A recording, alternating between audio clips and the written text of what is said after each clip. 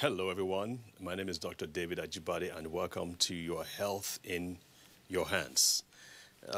If you've been with us over the past several weeks, you know we've been talking about cardiovascular disease, and especially in Nigerian environment, and what you need to know and be able to do to take control of your health. This week, we're going to be talking about something different. Actually, we're going to be talking about the brain and neurodevelopmental disorders. And we're going to start with no other than autism. That may seem like, to those of you who are not used to it or not experienced it, it may seem like a very rare condition. I remember when I was a medical student over 20, close to 25 years ago. It's amazing how time flies. And we had a class on the brain, on neurology, pediatric neurology, and brain disorders in children. And they were describing autism, and they were describing some of the conditions. I've got to tell you, I don't remember anything from that class except one thing. In fact, I just thought it was basically a white person's disease, and so I didn't really pay attention to it. And the main thing I remember from that class was that it is an autoimmune. It means that the immune system is attacking the body, which is not supposed to do. The immune system is supposed to protect you. But when the immune system is attacking the body, specifically in the gut, the digestive system, that's all I remembered from our class on autism. And so, like I said, I never thought it was going to be something I would treat. I never thought we would be dealing with it to the extent that we're dealing with it today, because I thought it was a white person's disease. But lo and behold, these next 20 or so years, it has become a worldwide phenomenon. As a matter of fact, in the U.S., it is down to more than 1 in 60 children in the U.S. are born with some form of autism or the other. So it's becoming a big problem. We don't have the statistics. It's probably not going to be as bad in Nigeria as in the U.S., and I'll probably explain to you some of the reasons why that is so. But it's becoming a big problem here. When I was in medical school and when I was in Nigeria before I left for a few years, there was nothing like a school for special needs. There was nothing like we never had all these trainers or therapists or speech therapists for special needs. It was unheard of. People just maybe they were then, but nowhere close to the numbers that we have today. So it's becoming a huge problem. So I felt that with this first segment, or with this first day, let's talk about autism in particular, and maybe some of the things that we can share might be of use to you, especially if you're a parent and you have a child that is dealing with the condition. So essentially, autism is a neurodevelopmental disorder, and it affects quite a few people. There are 3 cardinal signs of autism. One is it has communication problems, so your speech, especially your speech. Many children are not able to speak. They call them nonverbal. Some are able to speak, but only a few words. The second one is your social interactions. Children tend not to be able to, if you're on the spectrum, and it's a very wide spectrum, by the way, going from being able to speak to not being able to speak a single word. And then from social interaction, being able to communicate and have friends and play with friends, to being completely isolated, being on your own. And the third aspect is what we would term odd behaviors. So the child tends to like to spin around and around in circles, or they just like looking at things that spin, or they like just water, just like water pouring down. And it's like, what is going on here? So those are the 3 cardinal signs with children with autism. At first blush, they don't look like they have any issue, but when you begin to sit down and spend some time with them, those traits begin to arise. And for some parents, they can be extremely distressing. I visited a family one day, and their son, I think was 6 or 7 years old. And this kid, from sitting down quietly, would just get up and just basically tear things up, bang the doors, break the TV, put out lights, and just make a mess of everything. And you could see, and my heart went out to his father, because I was with his father at that time, and you could just see the drain. He was just drained. He was depressed, he was unhappy because they had tried everything. They had gone to see the pediatricians, the neurologists, the psychiatrists. They had tried everything, and there were no good results. The other thing I would see would be kids from sitting down normally to just suddenly laughing without any, excuse me, something was in my eye, without any provocation. They start laughing, or some would just start crying without any provocation. Over and over and over again, and it happened in different ways. And some behaviors were as bad as what is known as fecal smearing. The child poops, he looks at his poop, he puts his finger in his poop and rubs it on the wall. I'm sorry, I know this is TV, but I got to tell you as it is. Fecal smearing was a big thing. Many of them were not toilet trained. Most of them aren't able to really pay attention in class. They're not able to hold their pens and write anything down. Many of them can't even brush their teeth. They can't even change their clothes. I have a patient who is in 12 years of age, and he can't do any of those things. So it is a problem. It is a growing issue, and there are no protocols. From what I've seen, there are no clear-cut protocols by the pediatricians available to the pediatricians to say, this is how to treat a kid with autism. Most times that's just pushed over to the behavioral analysts. These are the therapists who can sit down with the child and try to engage the child, try and get the child to speak. But it is not, to me, that's cost intensive, is labor intensive, because you have to have a child, you have to have like 2-3 hours a day with the child every single day, every week, and for years. You may need someone to actually stay with the child and behave and help adjust the child's speech and adjust the child's behavior. Well, if you're a millionaire or a billionaire and you have a child like that, then you can afford to provide such therapists. But if you're the man on the street and you have a child like that, you're on your own pretty much, because again, there's no like medication unless the child is having seizures. And some of these kids with autism, they say about a third of them might have some kind of seizure or the other. They tend to have, so in such cases, they can give them medication to suppress the seizures.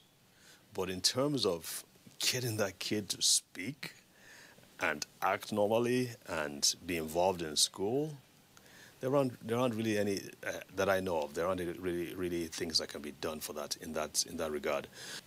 All right, so in the next segment, we're going to be talking about why, or what are the internal biochemical, physiological conditions that drive autism and make autism what it is.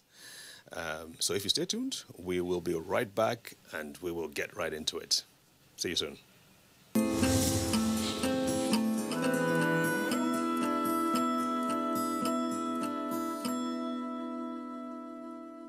Welcome back.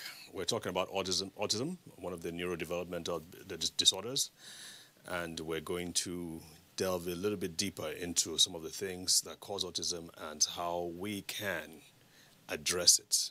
And one of the goals that we have is that the problem with Nigeria is that we don't have enough. One of the problems, one of the many problems, we don't have enough therapists, we don't have enough doctors to go around. So one of our goals is to see what is safe and what can be used remotely. And that's, again, you need to be able to know what to do and how to avail yourself of solutions. Even if you're in Kafanchan, Kafanchan is not far, very far away from here. You know what I'm talking about. I mean, the most removed parts of Nigeria. What can be done to take care of yourself, take care of your health, take care of your child's health? In this case, if your child has autism, what can be done? And so what we mentioned in the last segment was that the brain of the child is literally under siege. There are all kinds of things that are bombarding his brain. As a matter of fact, when I look at these conditions, I look at these children, I'm amazed at how well they are behaving when you consider all what they're having to face on a daily basis. So, like I said in the last segment, we started looking at heavy metals. We know that there's some relationship between the brain of children with autism and heavy metal toxicity. As a matter of fact, some research that they've done, they show that in areas where there's heavy mining activity, where they are trying to drill for metals in the ground, for instance, they find out that in those areas you find higher levels, even in Nigeria as well as in the US and other parts of the world, that in those areas you find higher incidences of children being born with autism-like conditions. So kids that may not be able to speak, may have deformities, they may not be able to function like they should. And so we began to address heavy metals, and we got results to some degree. But as you can see, heavy metals are just one part of the equation. There are several other things. And so after failing and after using and working on it for quite a while and not really getting the results, I began to travel. I went to the US, went to conferences. I went to see, okay, what is the problem, the solution? I have to say that many of the conferences, I really didn't find the answers. For even the biggest conferences where they were doing research, and I was very, very disappointed. But again, the answers began to come from some unexpected sources, and began to piece these things together into a jigsaw puzzle and really say, okay, what works and what doesn't work. General Patton, one of the great soldiers of World War II, his 3 cardinal rules for warfare were speed, simplicity, and boldness. So speed, simplicity, and boldness. So you can imagine why he had to be bold, because they were attacking the Germans and they were trying to win. He's one of the few people in history who never lost a battle. Anyway, so I want to lift a page from his book, and I want to say that when it comes to autism, and when it comes to any disease for that matter, our goal and our watchwords in the Brain and Body Foundation are speed, simplicity, and safety, because we're dealing with kids. And anyway, it doesn't matter who you're dealing with. You have to be safe. You have to use a safe mode. So speed, simplicity, and safety. Speed, because we want to get the answers quickly. If it's not working fast enough, we change. And so in this regard, when we saw that we were not getting the answers fast enough, we began to, like I said, we began to look for other solutions. One of the key things that have given us the most results has been the discovery, well, not our discovery, but discovery before by other people, that a lot of what goes on in the brain is affected by what goes on in the guts. And you can see these red lines showing the influence. And especially what goes on in the gut. So this is a diagram. If you haven't noticed, this is a diagram of the stomach and the digestive system. So what we found out was that children with autism, and maybe some of you parents have noticed this, that they have digestive issues. Not mentioned in the top 3 signs of children with autism, but most children with autism have some degree of constipation and, in other cases, diarrhea, or sometimes a combination. So they have those symptoms going on. So what was causing those things? What we now know is that there are microorganisms in the gut that influence, to a very large extent, what goes on in the brain. And this is not just about children now, but adults as well. Your moods, your appetite, your food preferences, even sex can be influenced by what's going on in the gut. I know that sounds hard to believe, but it's very, very, very, very true. Again, if you do some research on your own, you will find that out. So it's not just about the bacteria. We have viruses. As a matter of fact, some people in the US, some researchers focus on treating viruses alone. Other people focus on treating yeast infections alone. Infections, so like candidiasis. All of these, in many cases, are at work in the guts. And so we see that in children, that they seem to have a preponderance, an excess of these what we call bad bugs. And they are influencing what is going on in the brain. And so if I were to ask you, what would be your approach to this? I know you're not a doctor, but what would be your approach? Having established the fact that the behavior of your child is driven by what's going on in his belly or his or her belly, what would be your approach? We found out that the best way, the best start, was to find a way to safely, there's our word again, safely, push out or remove the bad stuff, so the child eventually excretes that. That was what we now found out. So for the first 1 or 2 months, the goal is to slowly remove that out, and there's a safe way to do it. Of course, we can't share that on TV because it's a specific way to do it. But you can find out from your doctors and from other physicians in the field. You can slowly remove that. Once that is done, and ideally, you should have 85% good bacteria. Everybody has bacteria, so there are some good bacteria that are helpful. There are some bad bacteria that are obviously not healthy. The goal is to reestablish this right ratio. So 85 good, 15% bad. If you were to compare a child with autism's guts to a child, what is known as a normal typical child's belly, you will find a clear-cut difference. You'll see that one is clearly not healthy and the other one is more healthy. So the goal is to try and push the healthy child's guts, the child with autism's gut health, and make it as close or approximate the normal child's gut as much as possible. This is really the, the first step and the most beneficial step to setting the child on the right path towards health and normal function. In the next segment, we're going to continue with this and give you a few more tips and instructions. We'll be right back.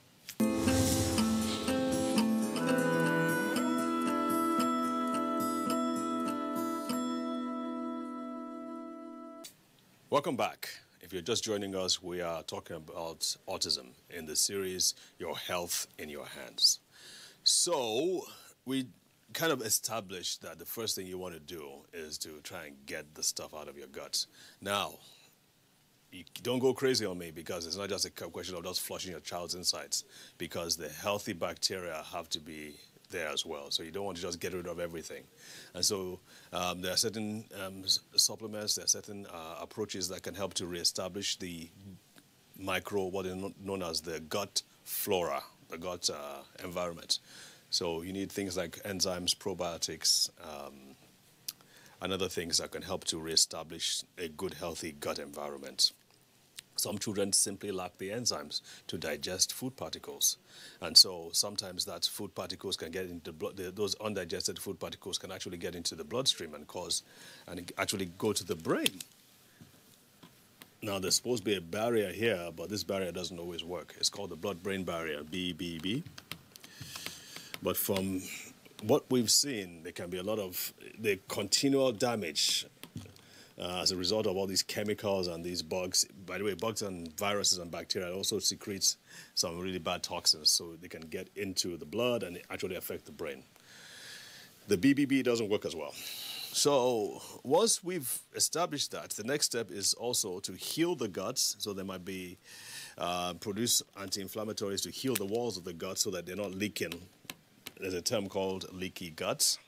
Again, there are certain things we can do to help to improve and close up those holes and enable it to get back. Now, back to the brain. Once we've kind of like plugged this, again, this doesn't happen within a day or two. It could happen over a period of time, like 1 or 2 months.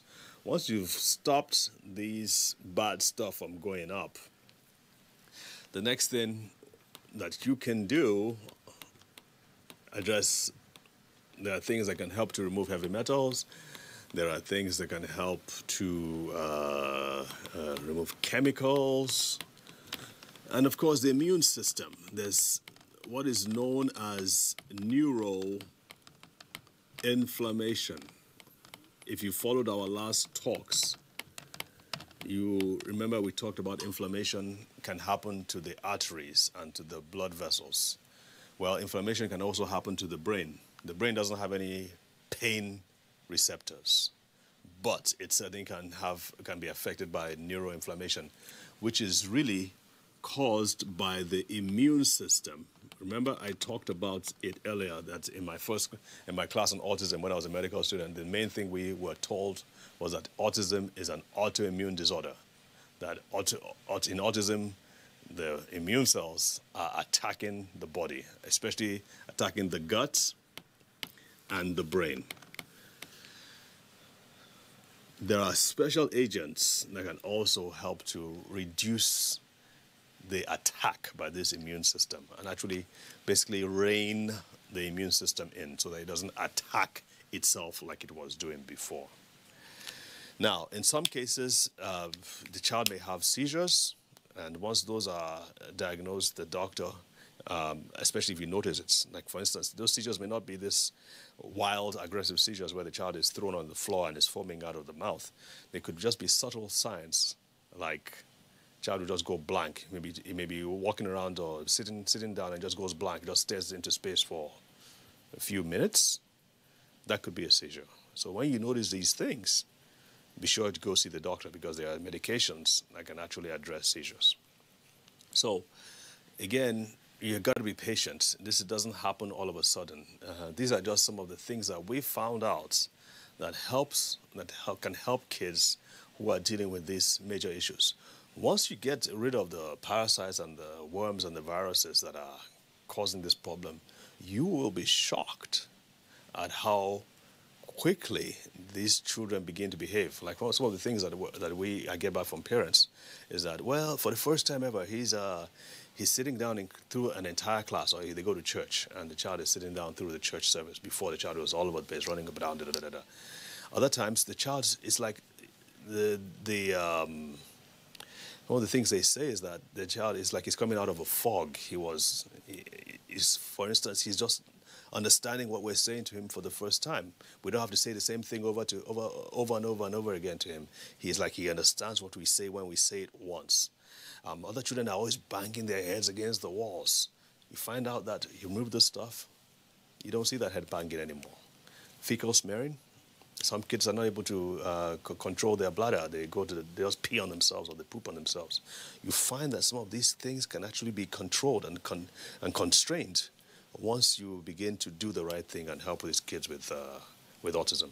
So those are just a few tips. I hope I haven't thrown too much at you. This was just one show, but if you have any questions on that, let us know. Send in your comments and all that, and we will hopefully address each of them and get back with you. So again, thanks for joining us. This is Your Health in Your Hands, and I'm Dr. David Ajibade with the Brain and Body Foundation. Thank you.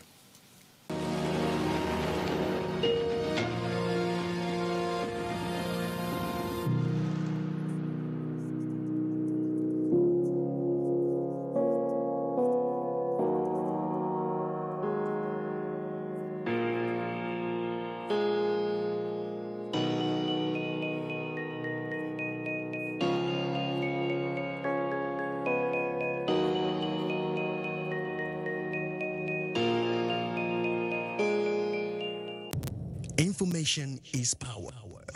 Everyone wants power. So feel powerful with the NTA News mobile app, the one-stop information center. Real news at your fingertip. Be the first to report by uploading first-hand information on the U-Report link. And be the first to know by simply clicking on any of the links on the sidebar for headlines, domestic and foreign news, economy, security, politics, sports, and more. Stream live on your smartphone and tablets and stay connected. It's pretty easy. Simply download NTA News app from your Google Play Store and you're good to go. NTA News mobile app, your access to real-time information. I got the power. Power to the people, we the people got the power. Let's ride. I got the power. I'm going to show you how to wrap a gift and make it look absolutely adorable. Here are some things that I got for wrapping the